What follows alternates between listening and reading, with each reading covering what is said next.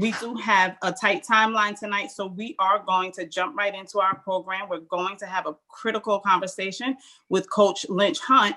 But before we do that, I wanted to give you a little context. How did we arrive here? You and I, there are about 50 of you in the audience together in this virtual space this evening. And so I'll take a quick walk down memory lane to give you some sense of how Educate to Elevate has actually evolved. And so in 2018, for the first time in my 17 years of working, I was out of work temporarily due to my health. What I know now, as I reflect on that time in my life, it was what my mother described as a still moment. It was time for me in terms of my action to be still, but it was also a time for me to be reminded of everything that was still here. And so I dealt with some of life's challenges, but I also made some changes. Moving forward into 2019, it was a better year. It was a great year. I returned to some work that I love, working with high school students, hosting and planning college tours, exposing younger people to their education opportunities after high school. And I also co-hosted an empowerment event. This event, again, was a great success. And overall, in 2019, I was able to tap back into my talent. One of my talents, anyone that knows me knows that my God-given gift is writing. And so that is something that I tapped back into. I began reaching out to people, sharing my gift with others. And many of you are in our audience today. And so I'd like you to go ahead and drop a line or a word in the chat. Share with some people that weren't a part of the experience how my writing may have impacted you, how it may have helped you change, grow, or evolved. And so to recap, 2018, life dealt me some challenges. I made some changes. 2019, I was able to tap back into my talent. So 2020, as I hope you can imagine, I was evolving and I was really revved up and ready to go. At this point, I have a group of about 50 women, people that I have connected. We're creating a sense of community. I'm developing a new identity as the morning motivator. I'm sending out these messages. They're inspirational, they're uplifting, they're my own authentic writing. And I was just really impacting people's lives, and I was loving everything about that. So again, 2020, I have a website in development. I'm building my social media presence. I have this program plan that we thought would happen in March, and the pandemic happened. I, like many of you, allowed the pandemic to put a pause on things that I knew I should have had in play. And so that's essentially what tonight is about. Our original theme was Broken to Bloom, because at some point in all of our lives, there's been some breaking, and we understand that it's in that breaking that we can be rebuilt to be better. But tonight, we're going to have a deep conversation with Coach Lynch Hunt, and he's going to help us retrain our brains so that we can disregard all the distractions that get in our way, because all of us have a clear purpose in life, and that's what we want to help you achieve. So with that said, I'm going to switch gears and bring in Coach Lynch and see what gems he has to share with us this evening.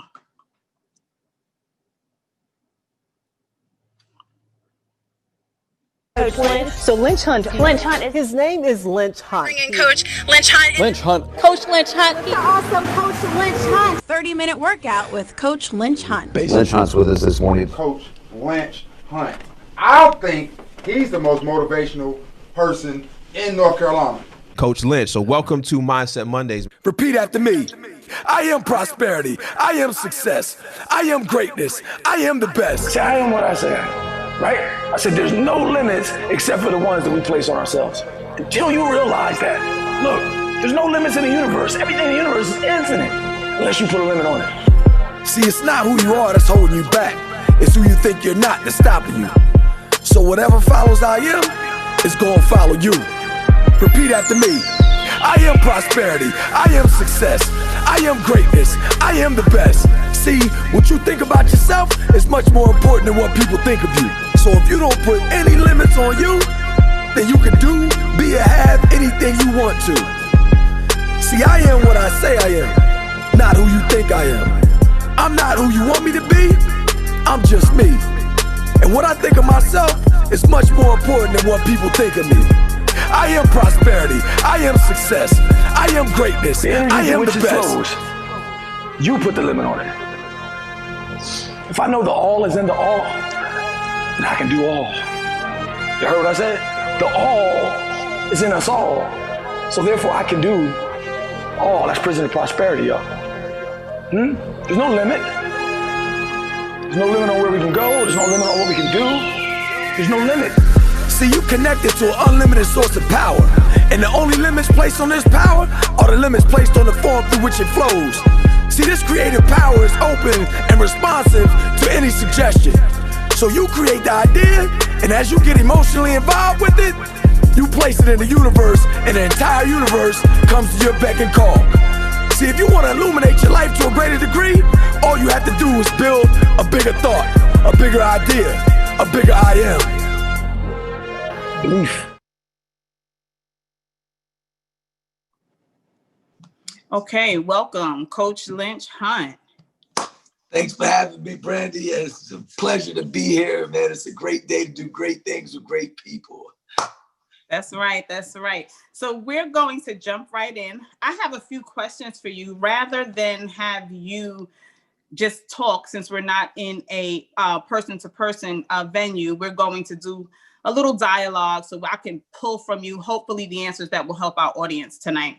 So your introductory video, that gave us a clear sense of who you are and all you've seemed to accomplish in the past 8 years.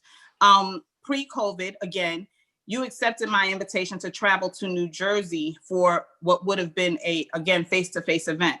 I know you've been called to speak at engagements across these United States, but I understand you have a special connection to New Jersey. So I was wondering if you could tell us about that.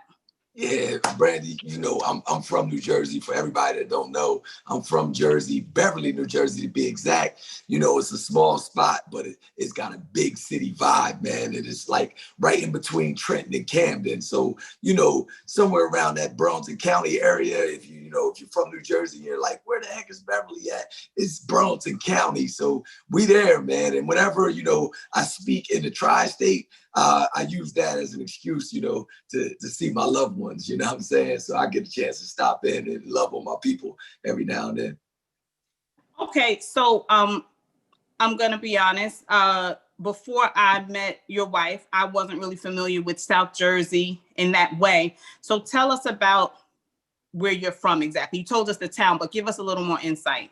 Yeah, so, you know, nobody really knows about, you know, our area like that until you run into us, and then you like, yo, y'all the same as us. You know, I really left an indelible impression on everybody I came in contact with. And they couldn't believe that, you know, the type of stuff that I was doing was actually happening in, you know, Beverly, New Jersey. So for those of them that don't know, you know, I'm gonna have to reverse engineer this whole thing. I did 10 years in federal prison. I was the leader of an $8.3 million drug ring, you know, and people all throughout the federal system know about 08010. They know about Beverly, New Jersey now. So, you know, I kind of put us on the map. But before that, you know, I was raised there from, you know, the time I, you know, knew what was what until, you know, I caught that bid, you know, at 27 years old. So, you know, I'm talking about, you know, grade school. I'm talking about high school. I'm talking about, you know, college. I went to college at Uppsala College in East Orange, New Jersey. So everything, my whole entire, you know, life is New Jersey until, you know, I finally got out of prison. But what I want to do is I want to give you a little insight on, you know, how I actually went to prison. So let's take a look at this video real quick, and then I'll get into a little bit about how I actually went to prison. I knew I could count on you.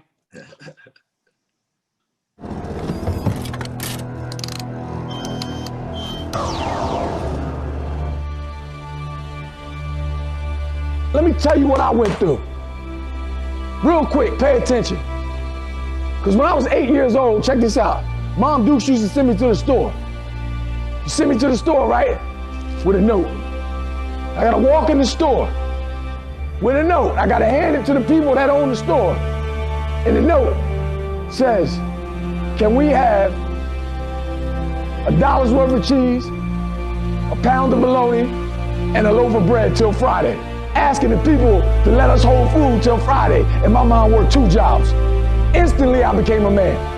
From that point on, guess what I did? I shoveled snow, I raked leaves, I cut hair, I delivered papers. That's right, I had a paper route. I had to wake up at 5:30 in the morning on Sunday when I'm 9 years old so I could bag up papers and rubber bands and get the paper route done. At 9, I'm grinding.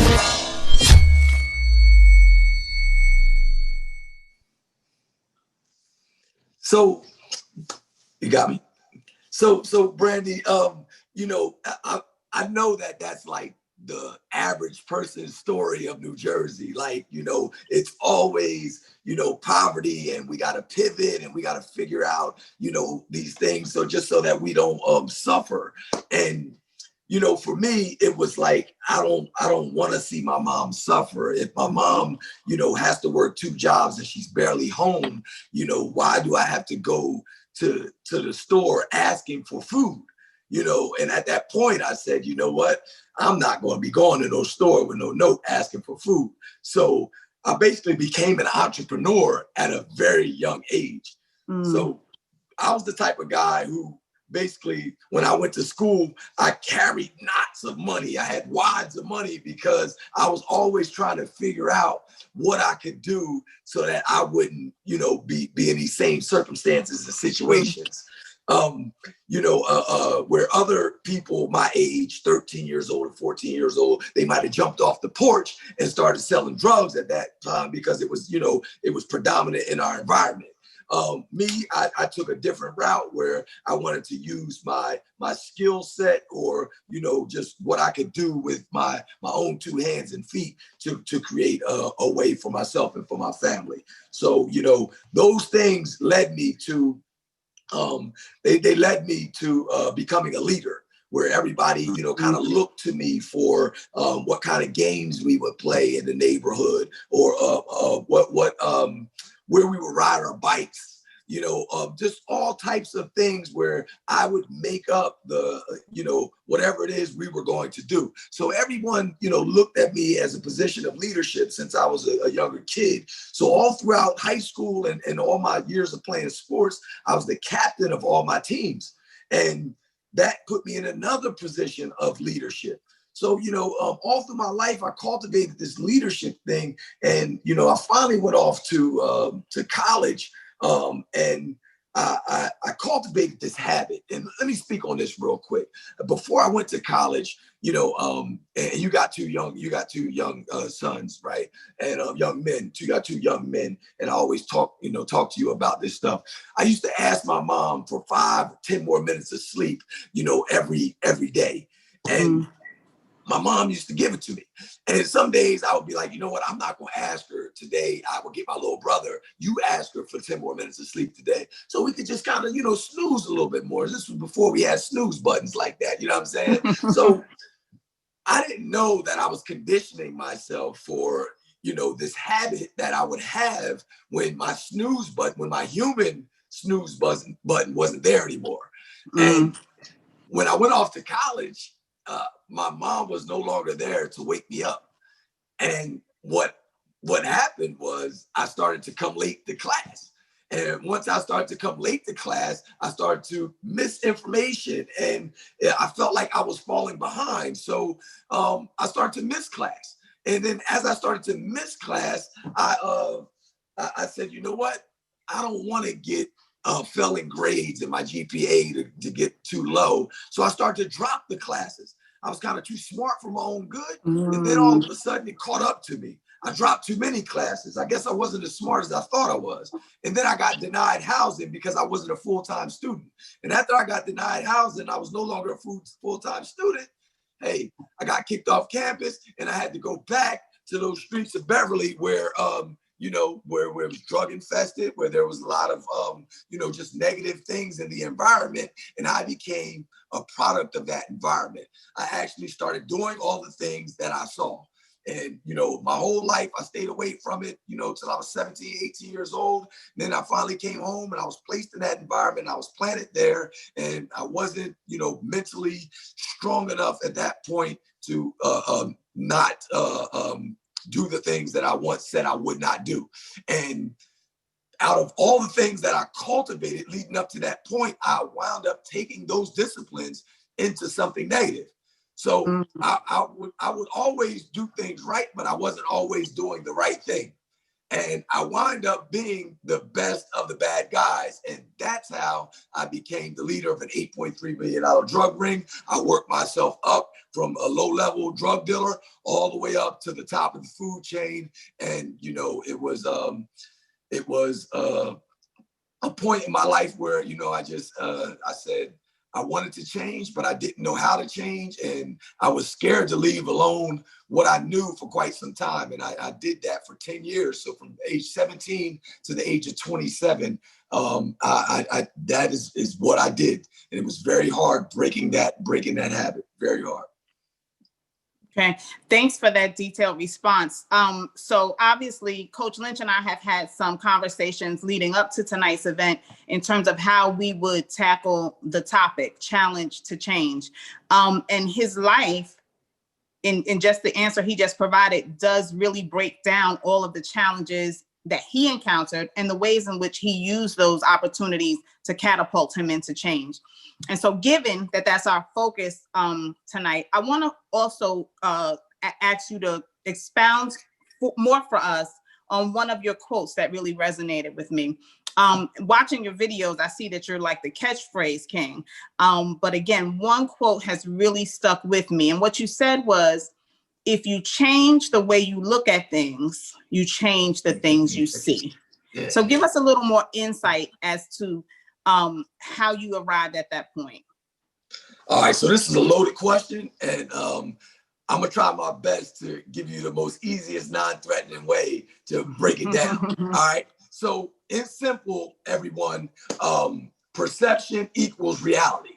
So when we say change the way you look at things and you can change the things that you see, we're really talking about perception equals reality. Have you ever heard of that, Brandy? Maybe? Absolutely, absolutely. Okay, so perception is what I want to do is break it down for everybody. All right, to the very smallest compound. Perception is the way you feel about what you see. I'm gonna say that again. Perception is the way you feel about what you see, which gives you a perspective. All right. Now your perspective is the sum total of all of our experiences. So you gain a perspective based off of your experiences.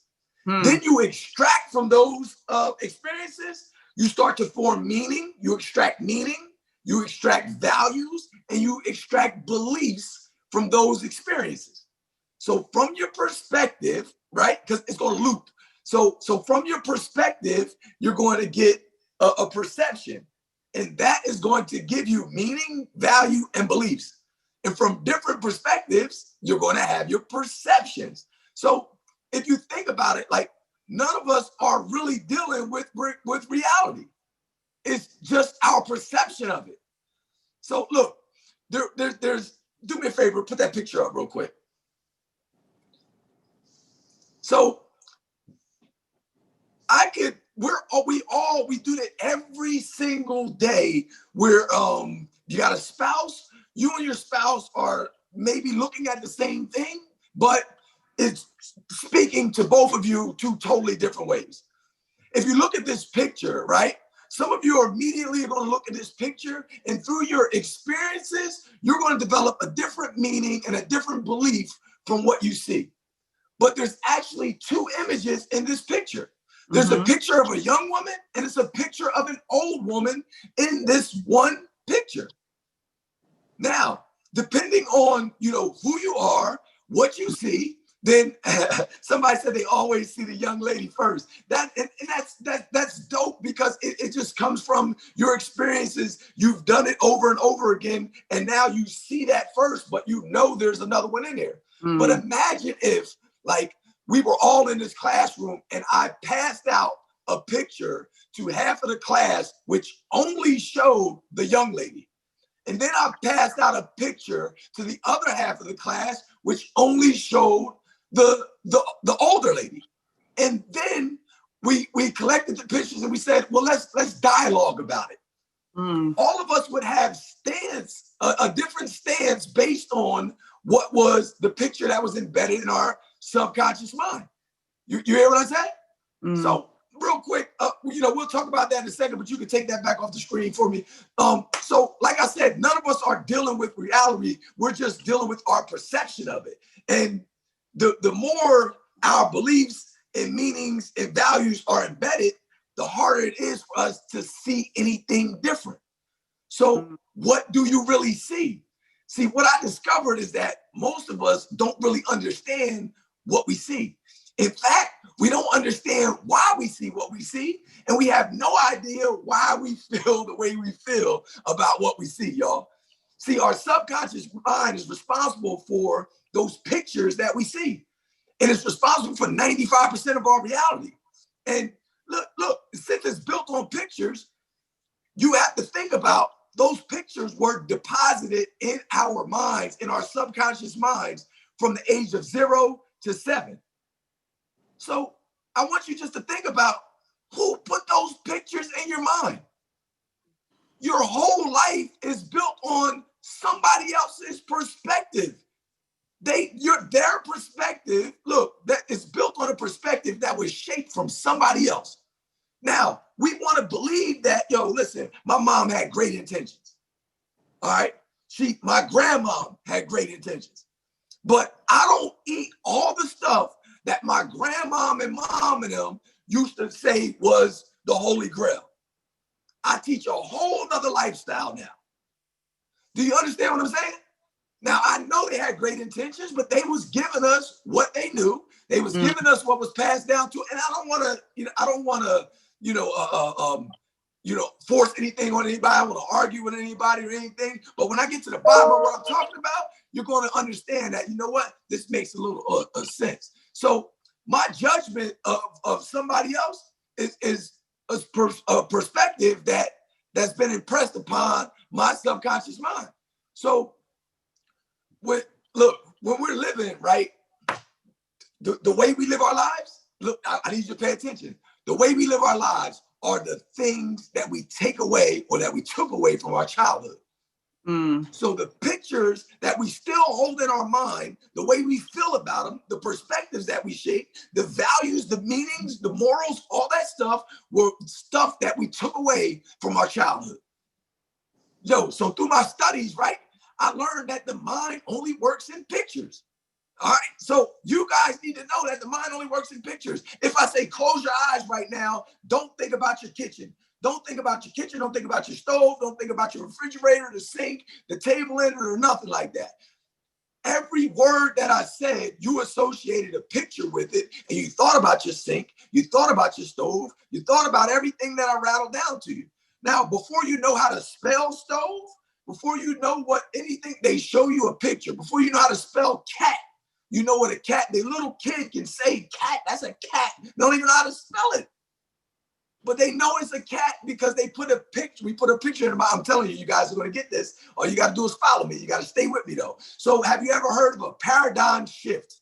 That's a big word. All right. We're paradigm familiar. shift. And look, simply put, is when you're able to see the world in a whole nother light. You hear me? It's when important change happens. Look, and it's going to change the way you usually think or do something. And you replace that with a new and a different way. Now, this discovery, guess what it's going to do? It's going to bring about that shift in our understanding of evolution, how things actually got to where it is and how it can get even further when you have a paradigm shift. So sometimes you got to sit, like you said, still. Remember you said you had a still moment? And in those moments, guess what you can do? You can see things from a different perspective. Mm. You can actually change your perception. You hear what I said? Sometimes you can change the way you feel about what you see when you sit still. I'll say that again. Sometimes you can change the way you feel about what you see if you just be still. You hear what I said?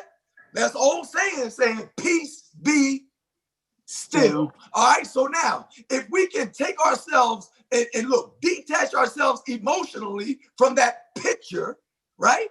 Then we can actually see things from a different perspective. You hear me? Mm. So what do they tell us? Think outside the box. So sometimes you got to take yourself outside the box to see what everybody else sees. You hear what I said? We talking about see, right? All right, now, look, pay attention. But sometimes when you have a paradigm shift, you're going to have a better understanding of evolution. And guess what you're going to do? You're going to get rid of the box. Mm. What happens when you remove the box? See, now there's no debate. I'm going to say this again. Now there's no argument. Huh? Now you're only left with the truth. Yeah. Mm-hmm. And the truth don't need no support. So what I did was I had a chance to be still. You know why? Because God gave me the gift. You know what it was? He sent me to prison. You hear me? He sent me to prison so I could be still. He sent me to prison so I could, look, recraft the narrative. Mm. He sent me to, look, so I could change the pictures. So I could create a new path and way, because the path that I seen and the path that I went took me to a place where I didn't want to be. But he said, hold on, you got to be still. He said, you're going to have to be here for a minute. Mm. You hear me? So it's going to be a lot of people that don't know how to deal with being still. It's going to be a lot of people that won't accept the darkness, that won't accept being alone. See, they believe that being alone is lonely. I was saying. But when you're alone, you get a chance to be all one. Mm. I'm going to say it again. Alone is two words. It's all in one. Huh? And when you be still, you can be all one with the Creator. You can be at one. You can take time to atone. You can, yo, I know I'm talking to somebody right now. Just drop some emoji hands and put them up high. And I'm not a preacher. I'm telling you that right now. All right. But what I'm going to do is teach you something if you're ready to learn today. Yo, listen, when you can see, look, when you can see it in a different light, you're going to begin to have awareness and knowledge of self without everybody else's opinion. You won't care about nobody else's opinion. You hear what I said? Somebody said, amen. I'm glad I got one from the congregation. Yo, do you hear what I said? So listen, if you want the light to shine in your life, why not go stand in it? I'm going to say that again. A lot of us we're going through some stuff. We might be sitting in some darkness, right? We know it's light over there, but we won't go stand in the light. Mm. Until we figure, yo, I'm gonna say this again. Until we figure out that where we at, I'm gonna get to that question in the next one, that where we standing at is actually darkness. So through my studies, once again, I learned that the mind only works in pictures. So what do? I teach people how to change the pictures in their subconscious mind. Because what you fundamentally believe about yourself from what you saw and what you feel and what you experience is ultimately going to shape your personality, and your personality is going to shape your personal reality. I'm going to say that again. Okay. All right. Say it again, Coach Lynch. Well, I'm going to bring it back. What you fundamentally believe about yourself, right? And those experiences and the way you feel about them, right? It's going to shape your personality. And your personality is ultimately going to shape your personal reality, because you only live your life through perspective. Perceptions. You hear me? The way you feel about what you see. So once again, here's what I learned. Since your personality creates your personal reality, then I got to change the way I feel about what I see. And I got to be the one who shapes the narrative or shapes what I see. Since I was living off of somebody else's reality, somebody else's pictures, I said, you know what? let me put the pictures in my subconscious mind so that I can train my brain to execute my vision if it's responsible for 95% of my reality. Does that make sense? That's right. It's a lot. It's a lot, good brother. It's a lot.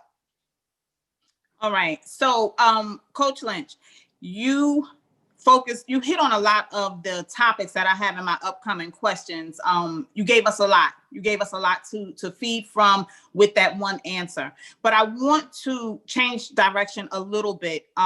You are a coach. You're the chief operating officer. You own AWOL Fitness. You are an entrepreneur. You're a prolific author. You're all those things and more. But in a lot of your videos that I see and your classes that you teach, you are also referred to as a transformation specialist. Now, you've touched on that, but I want you to tell us tonight, the people in the audience, tell us what that means, transformation specialist, and how can you help us transform? All right, so check this out. First of all, I made that up.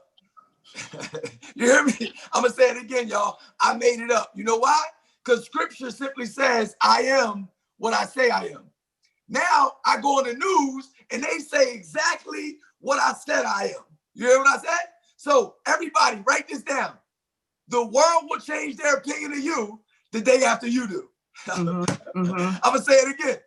I'm known as a transformation specialist because I told everybody I was a transformation specialist. Then I went out, became a doer of the word that I put down in the beginning. In the beginning was the word. I said I'm a transformation specialist. I said I made that up. I said it about myself. Now, can't nobody else say, look, that they are that because they don't even know what a transformation specialist is. So what I'm going to do is break it down for you. You hear what I said? So this is what I did. I made myself an expert. I made myself a transformation specialist. I made them believe that I was who I said I was. You hear me? So with anything that you do, I want you to always begin with the end in mind.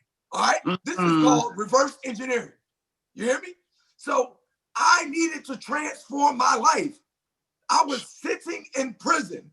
Look, I was 17 years old. I started selling drugs. You hear what I said? I squandered my opportunities for education, right? Once I squandered those opportunities, I picked up drugs, following everybody else, did that so good that I landed all this time in prison. Now here I am stuck with a 10-year bid. So from 17 to 37, I have no work history.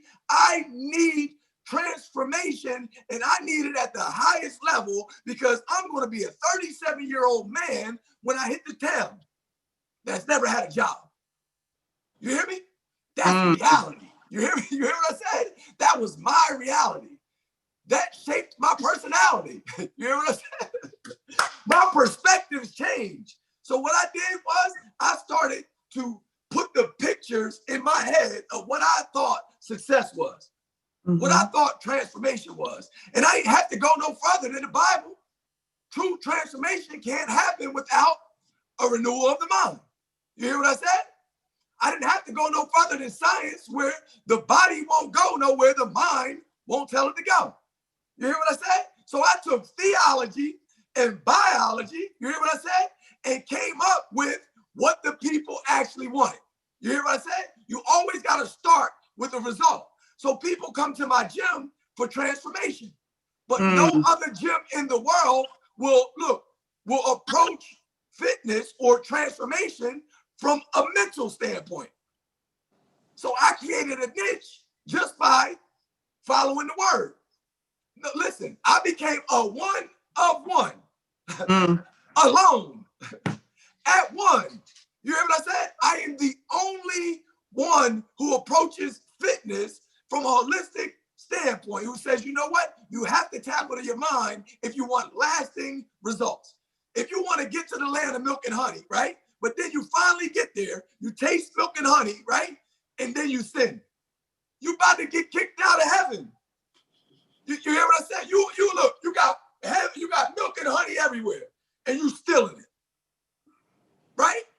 So if you never renewed your mind to tell you that, yo, listen, once I get here, all these things can be mine.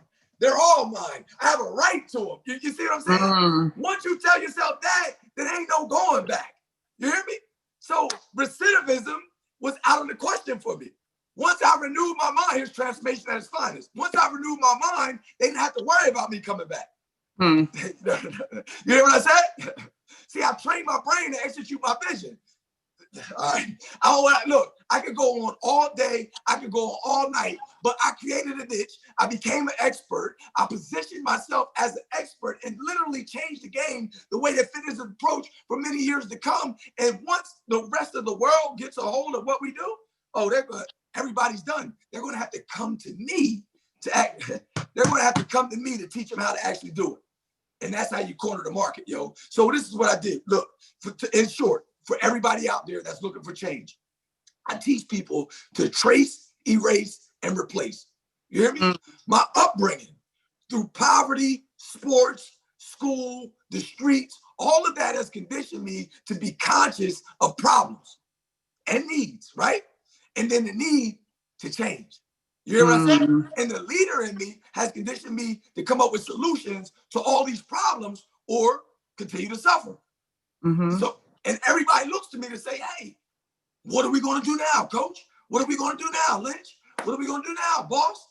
So what do? I provide the service that's needed, and the service becomes a commodity that is always in demand. Come on, man, there's got to be some real stuff. So I found something that I was passionate about, right? And then that obsession, look, it spilled into learning. I had to learn, study, practice, and master. I had to apply it. Once I applied it, right, I seen that it worked. I turned it into contribution and how I could help others. You hear me? How I could lead others. So at the end of the day, I just showed people my results. I showed people transformations and building value through helping people get to where they need to be is what raised me to where I am right now. So you just got to come up with dramatic demonstrations of proof and radical change, and people will believe you whenever you say you are what you say you are. All right. There were a lot of good takeaways there. Trace, erase, and replace. I saw people typing that in the chat. That was a good one. I told y'all he was the king of the catchphrase here. So, Coach, I was able and blessed to attend your release event for the book, Prison to Prosperity.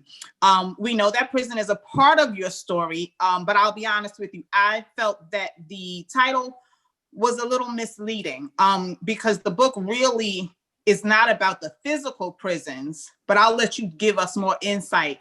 But specifically, we want to know tonight, how can the premises that you laid in that book relate to every person that's tuned in with us tonight? So I think you used the wrong word when you said it was misleading. All right. I think it was intentional. You hear what I said? It was intentional to let people know that we all have prisons and shackles in our life. So the definition of a shackle is something that restricts your movement. So you could be restricted with, just the type of people you hang around. They might be holding you back. You're the sum of the 5 people that you hang around with the most. I'm gonna say that again. That could be your prison right there. One more time, you're the sum of the 5 people that you hang around with the most. So if I was you, I'd check my crew. Yep, and get along. All right, so listen, like I said, some of us are unaware of the many shackles that restrict us from living the life of our dreams and pursuing our goals. You know what I'm saying? And a lot of us, we think that we think that good is the standard. So when we're unaware of these shackles, these things that hold us back, we get to this point of good and we just chill. So we're all living in darkness to a certain degree until somebody comes along and flips on the switch, y'all. I just need you to know that. Harriet Tubman once said that, I freed 1,000 slaves and I could have freed 1,000 more if they knew they were slaves. I'll say that again. We're all living in darkness to a certain degree. And Harriet, she simply said it the best. She said, I freed 1,000 slaves, but I could have freed 1,000 more if they knew they were slaves.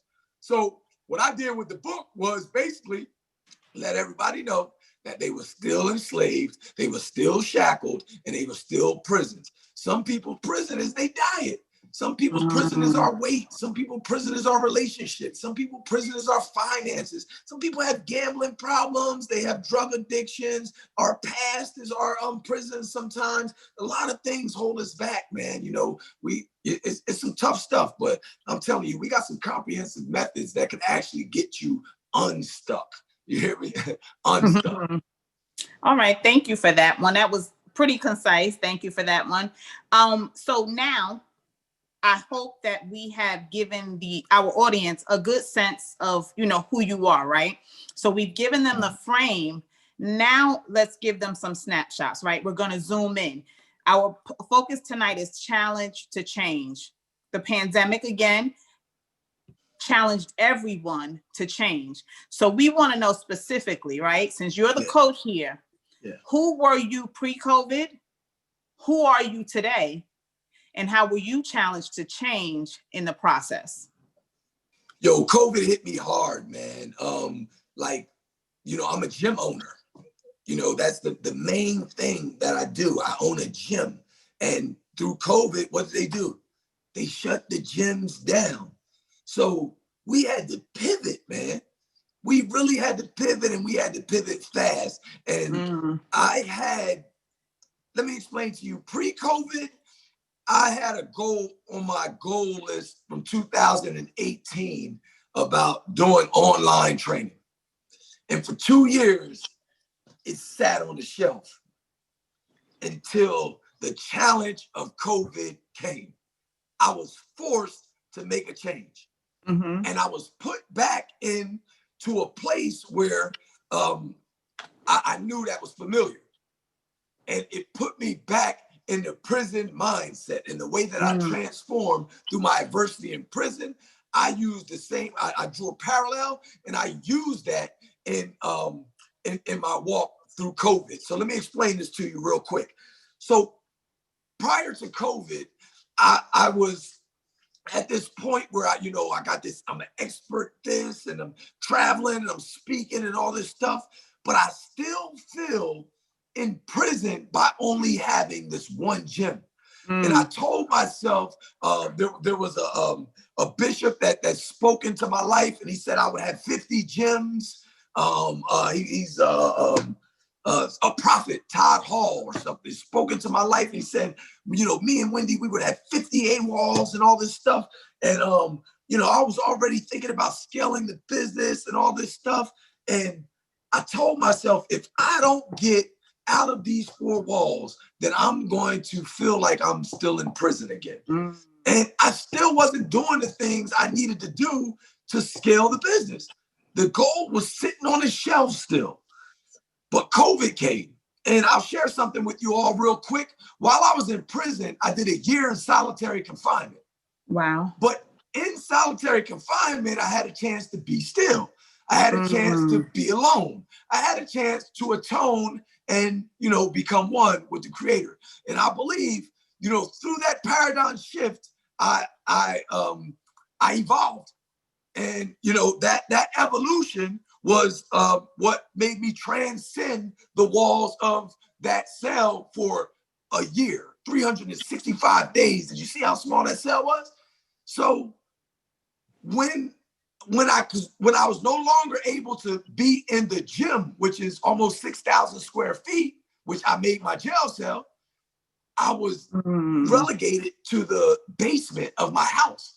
Wow. And now I had to create an online business and operate it out of my house with my entire staff in one room of my basement. And that created our online training. But that basement room took me to isolation. It took me to solitary confinement, to the mindset of solitary confinement. And I used that challenge to create the change that has now developed into multiple online products. I'm coming out with an app at the top of the year. We just developed an app for Android and iPhones. We just developed 10 new online products that'll be inside there, and a brand new challenge that's coming out at the top of the year. So there's so many things that I've continued to release books throughout the entire COVID. I told myself that I was going to release I was going to release something every quarter. This quarter alone, like right now as we speak, I'm finishing 3 books.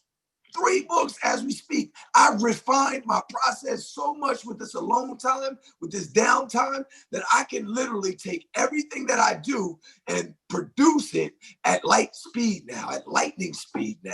It can just happen just like that. So the pandemic has been great to me because I had a paradigm shift. I changed the way I looked at things so I could change the things that I see. And I took that challenge and I created change that was not only great for me, but for everyone that was connected to me. Because what you connected to is also going to happen to you. All right, all right.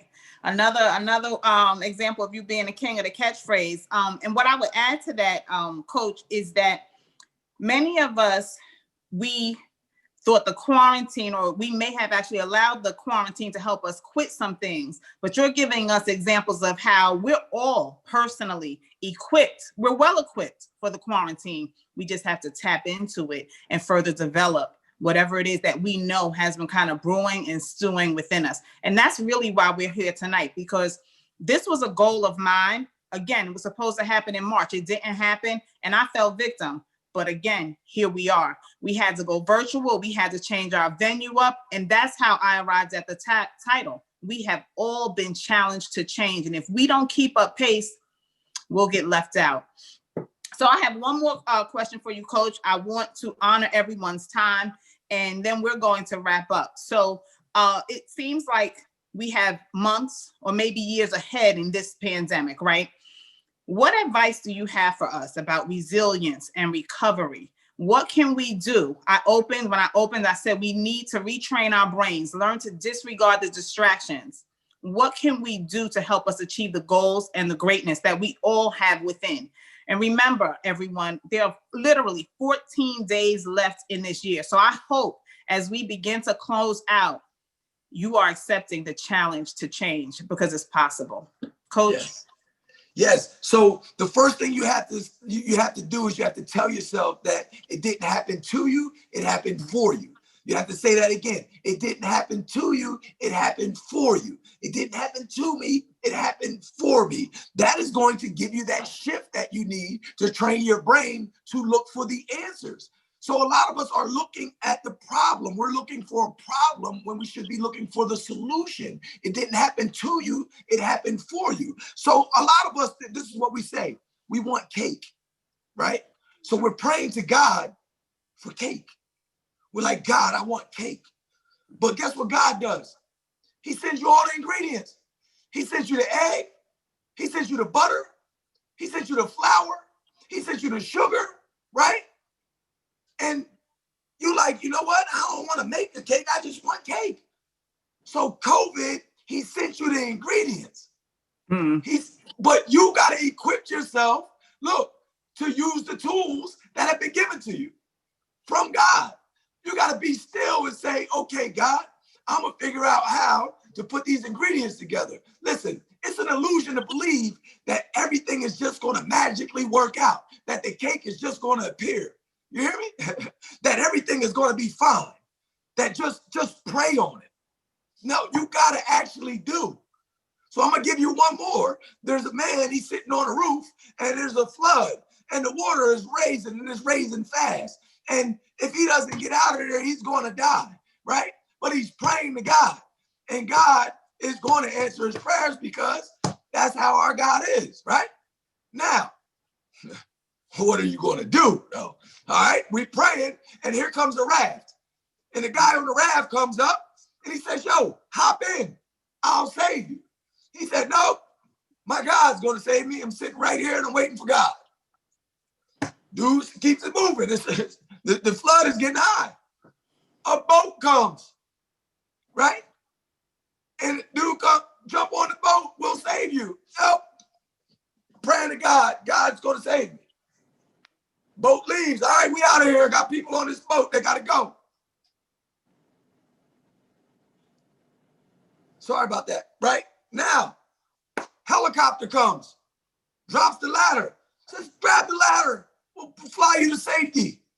The man says, nope. Pray to God. God's going to save me. So the man drowns. He dies. All right? He dies. Now he mad. He go to heaven and he want to ask God, I prayed and I'm a praying man. And why you ain't saved me? God said, I sent you a raft, I sent you a boat, and I sent you a helicopter.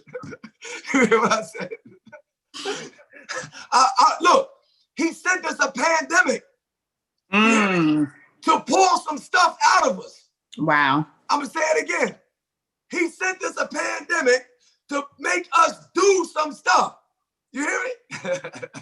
He's looking for doers of the word. I'm going to say it again. It's only 12 disciples. Now, hold on.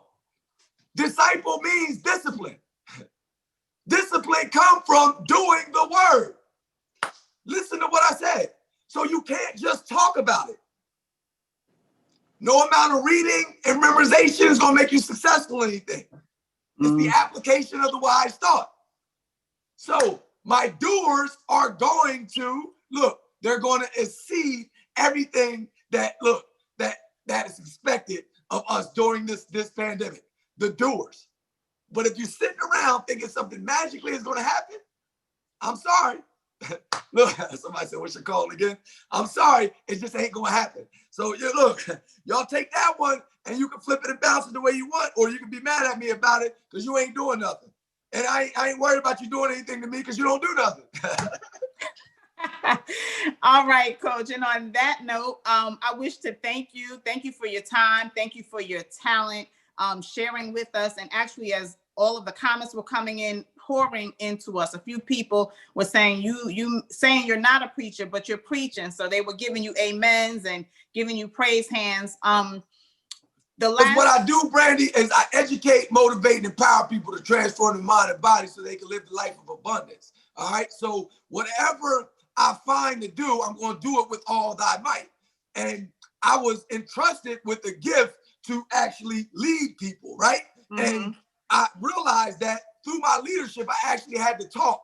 And now I just got to figure out how I can get this message across where it's easy, non-threatening, understanding so that I can educate them, motivate them, and empower them to transform their mind and body. And that's what I do, Brandy. And I'm going to do it to the best of my ability because I've been given this. That's right. Cultivate that gift, sir. Cultivate that gift. So the last thought that I'm going to take away is you said it's the application of the wise thought. And so tonight, everyone that's here, you've accepted the challenge. What we want to know is, will you make the change? Again, today is literally December 17th. There are 14 days left in this year. And if through Coach Lynch, you haven't picked up on something, I just want to continue to encourage you because the change ain't coming, it's here. I know there are some questions in the chat and you can respond to those now, Coach. Brandy, what I want to do before I get into those questions, I want to give everyone a copy of my 5 psychological disciplines of transformation. Okay, so thank you. We will put a link in here. That's right.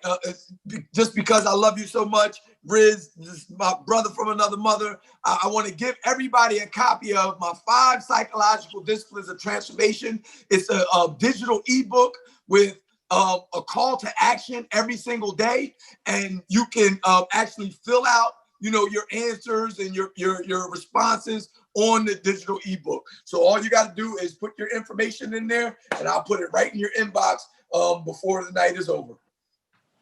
All right. So we'll take 2 questions, just 2, and then we'll close out. You got it for girl? Yeah. Okay, that's cool. You got a question for me, Brandy? I was relying on Taylor for that. Okay. Taylor, you got something in there? Miss Scott just hit you with what's your calling again, Coach? Okay. Yeah. Thank you for all the love. We're just getting a lot of love. They asking me what my calling is. They telling me that it might not be fitness. But so what you have to do is this. Listen, I want to give everybody one. Let me give you one. All right. You can take this time in COVID and you can discover your gift. All right. Your gift is the thing you do the absolute best with the least amount of effort. Okay. So I actually have a lot of gifts because I actually cultivate them. So remember what I said, whatever thy hand findeth to do, do it with all thy might. So I find myself doing something and I do it until I do it so good that it's a skill, it's gifted. And since I'm faithful over that, the creator then blesses me with some more stuff. He gifts me with some more stuff. So you got to be faithful over the one or two things that you actually have so you can receive more. Okay, thank you. So, Coach, question did just come up in the chat, and it's from one of our students. I forgot to give a special welcome. We have students from Bergen Community College joining us tonight, New Jersey City University, as well as Lincoln High School. And so one of the students posted a question in the past week. Can you tell us about one of your positive moments that you've had? Oh, man. So this week alone, I've had a number of them. In order for me to, so one of my positive moments was finishing this book that I just gave you guys. All right, so the book that I gave you guys, right? It's actually supposed to, the hard copy will come with QR codes. So I created something that was super different. So you'll actually read a book and then scan the QR code and it'll go to a video of me breaking down that principle in the book. It's super dope, y'all. So I had prolific moments this past week and this past month, which allows me to continue to press forward and be innovative and creative with everything I do. Thank you for that question. All right. So thank you, Coach Lynch. Thank you, thank you, thank you. I'll end the way I started, thanking you all for your support, for your love, for your patience, and for your time. Like I said a few minutes ago, accept the challenge, make the change, educate to elevate. We're out.